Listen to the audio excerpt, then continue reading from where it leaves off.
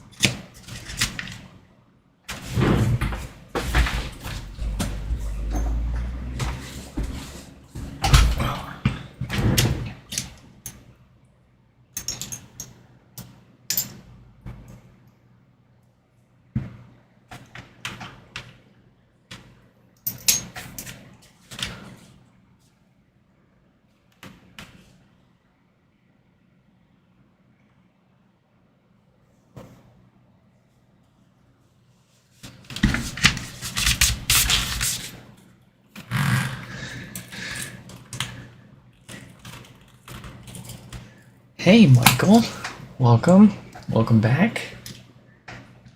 Got your HomePod back, safe and sound, nice and happy, good to hear.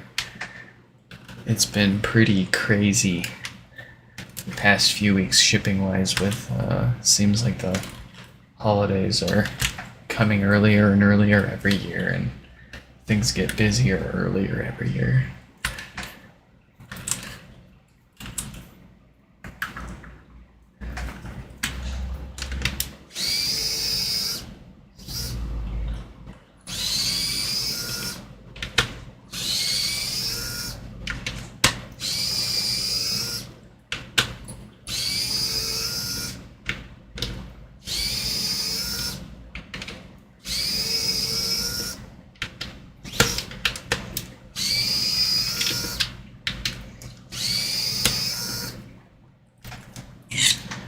Alright, time for the fun part.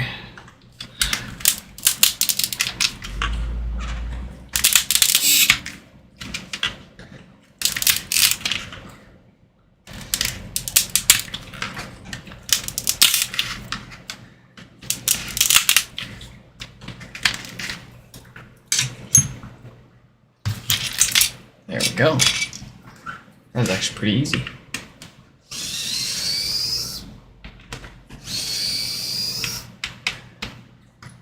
You know, it's funny that they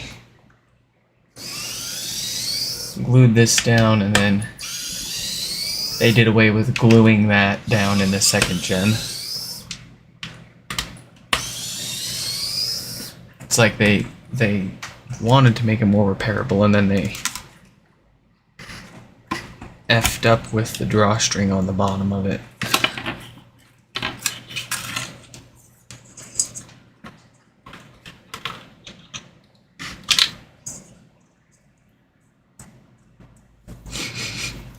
Subwoofer seems to be in good shape.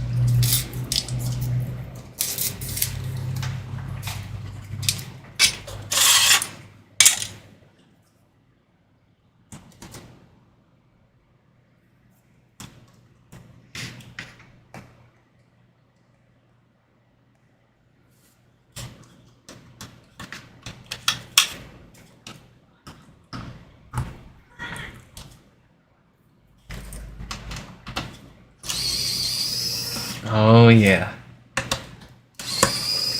That is, of course, a big reason why we do it.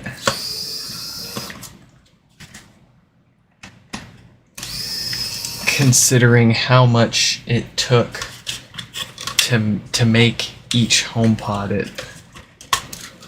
it sucks to see such inexpensive parts breaking and taking the whole thing down.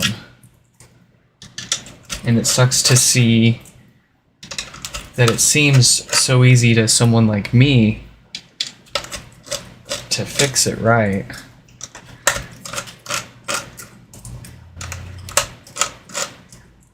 And well, yeah, it's not an easy task for sure.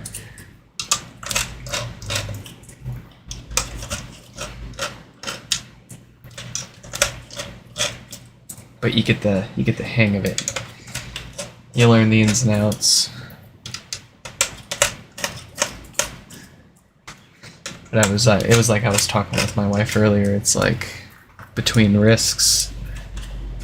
You know, not everybody even has the tools. You got to spend a couple $100s in tools to be able to work on these. It just made a lot of sense to come out and offer something like this as a service. No one else was out there doing it.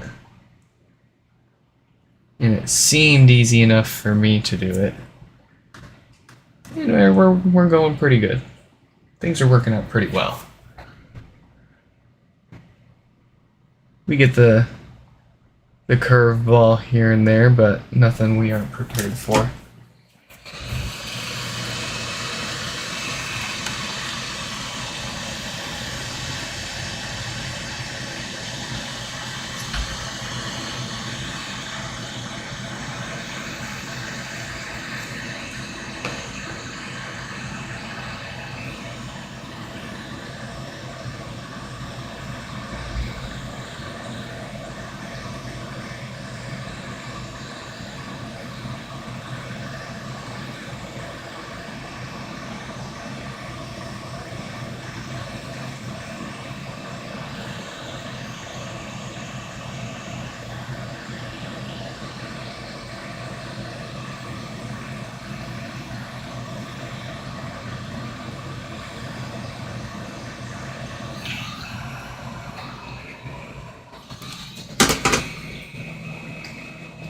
Yeah.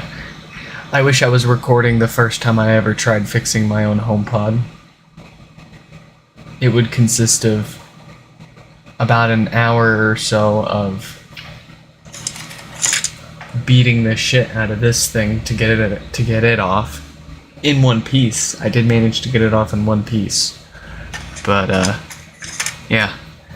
And then took a good 30-45 minutes to pry this thing out. The rest of the way in was honestly pretty easy. And then I didn't have the tools. I did not have that hot air gun to do this diode repair. But it was my very first broken HomePod, and I wanted to at least prove to myself that it was a common enough issue and an easy enough, straightforward enough repair for me. If it really was just this diode that most of these no-power HomePods needed, that's all I needed to prove to myself. So I took a knife and I literally stabbed the old dead diode apart off the board. I broke it to pieces off the board because my soldering iron wasn't good enough. As you see, we can use the soldering iron to tin the pads for everything, but it's not, obviously not big enough or strong enough for removing that whole diode. But it's all I had, so I basically broke apart the old diode on the board, and then soldered a new diode on top of the remnants of the old diode, which was pretty much just straight copper pads right into the board at that point. So it worked. And when it worked, I was like, alright. And I immediately bought myself a hot air gun, and I tried to do it the right way on another one. So after getting 2 no-power HomePods working again from the same problem, that's when I was like, this is a really big problem. This is a really common problem. Searched around online a bunch and, found a bunch of people with the same problem, offered to fix it for them if they just covered shipping at the time. Get my name out there. Get my practice in. At the time, even once I started doing it for other people, it would take me upwards of 45 minutes to an hour per HomePod,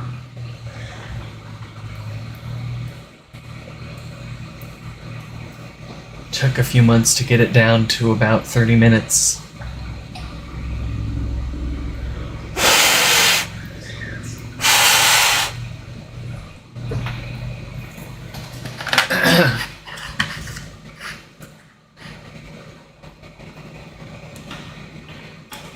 Took a few months to make it look like we knew what we were doing, too.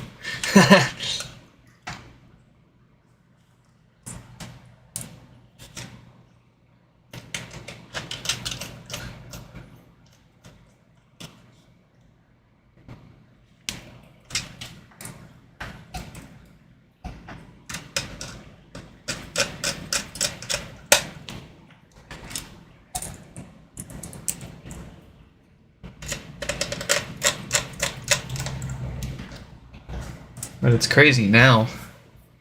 I just have the website up and that's it. I don't pay for ads. I don't typically go around looking for people with them. Plenty, more than enough people are reaching out to me to get them fixed to keep me busy.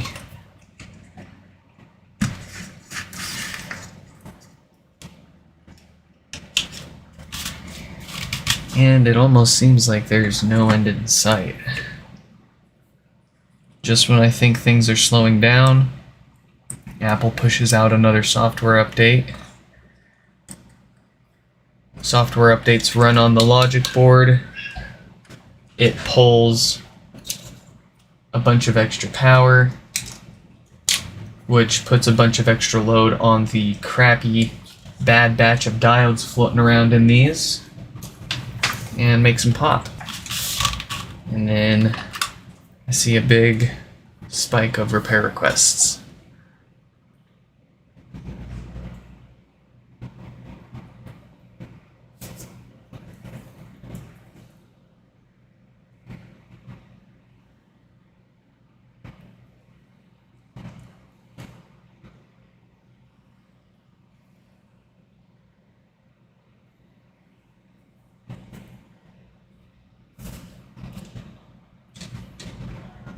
Beautiful.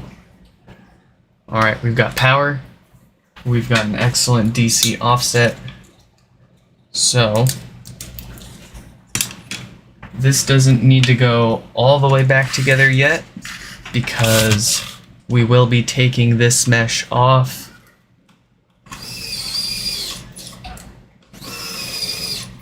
and replacing it with a blue one.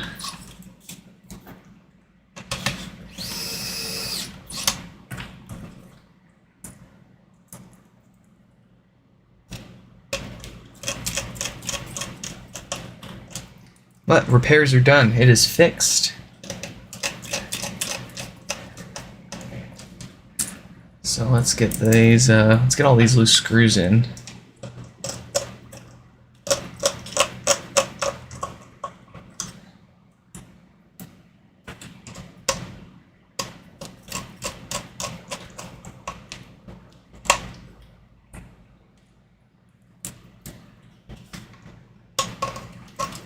And of course, being that, you know, back to the whole no power issue, software updates frying these diodes.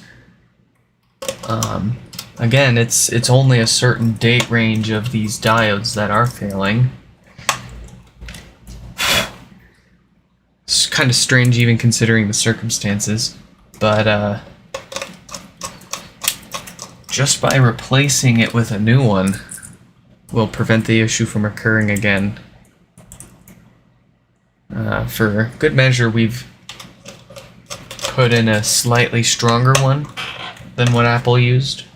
Not that it, again, will matter. Just because we're using a newer one, it will be fine. But it's a newer diode and it's slightly stronger, so we are absolutely sure.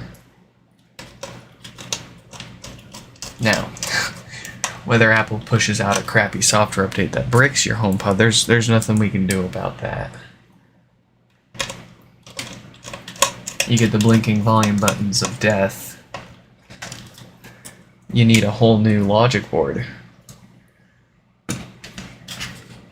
Pretty dumb. Can't just plug it into a computer and restore it. Even though the computer recognizes these, you can connect a USB cable to them if you soldered a USB cable to the bottom of it. And your computer will recognize a HomePod device. It's got the little HomePod icon and all that. If you plug it into a Mac or you open up iTunes, it's got a little restore button there that you can click, and it'll reach out to Apple's servers, and Apple's servers will tell you you're not allowed to restore the software on this device.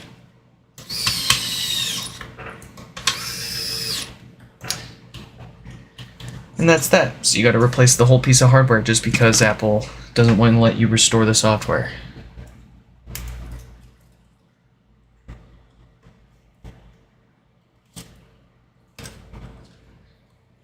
Just because by mere chance your software update did not go well.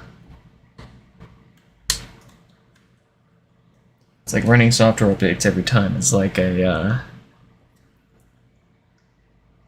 it's like roulette.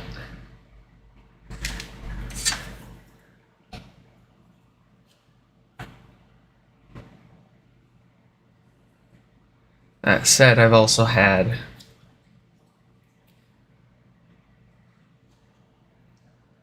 one fail and get blinking volume buttons with not during software updates or anything like that, just out of the blue. So, potential causes for that. I'm just rambling, really. Got nothing much else to talk about right now.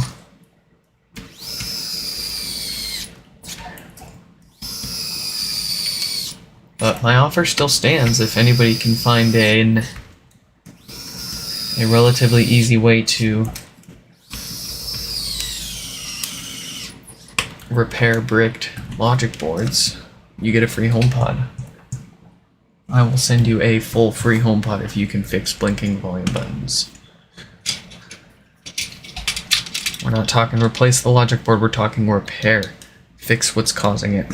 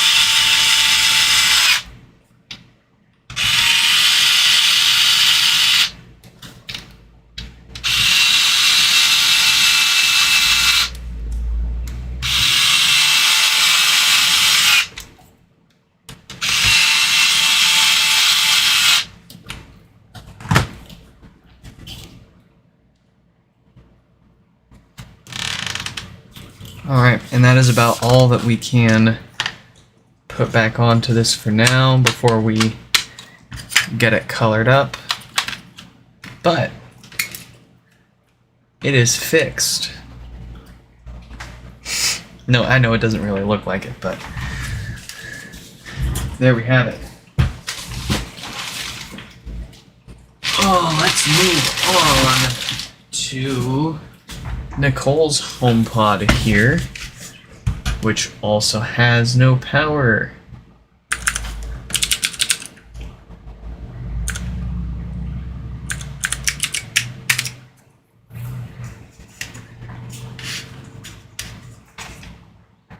Let's see what it really does here. Alright, not doing anything there. About 4 watts of draw at the wall. Let's dive in.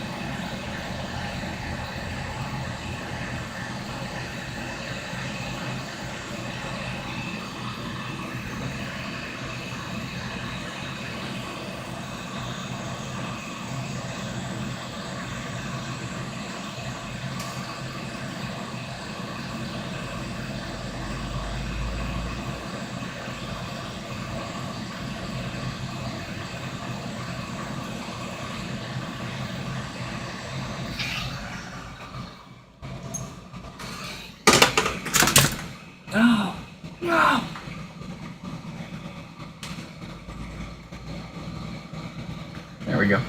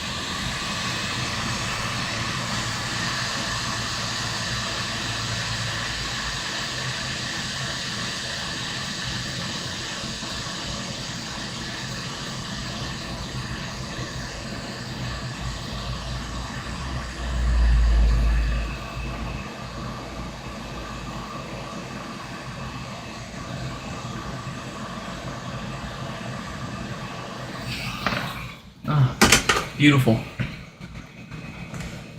It just works.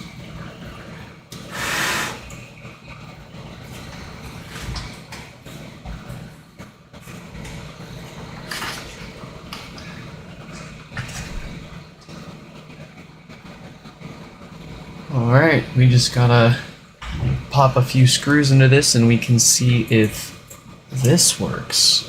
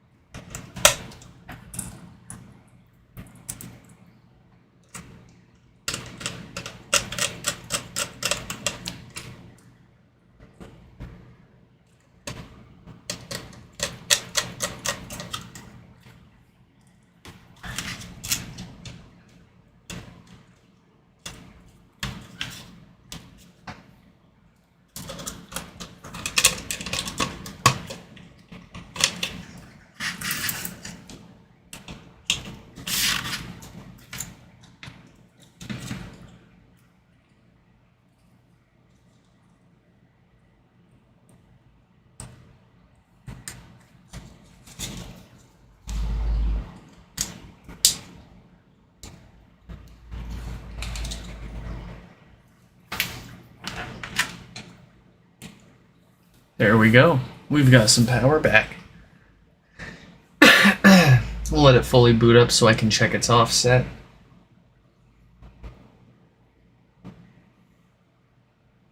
And then we'll put it back together.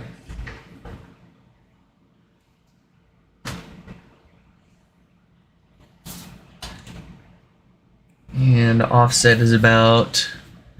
I'm having trouble connecting to the internet. Beautiful. Very good. Very, very good. So let's twist some screws.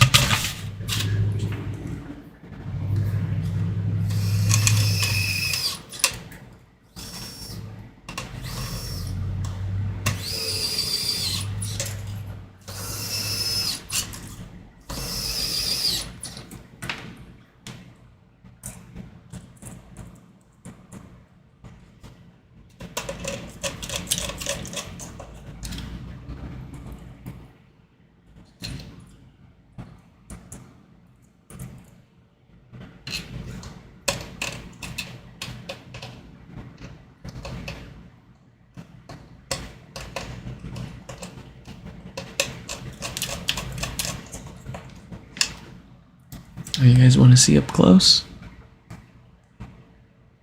Yeah, there we go.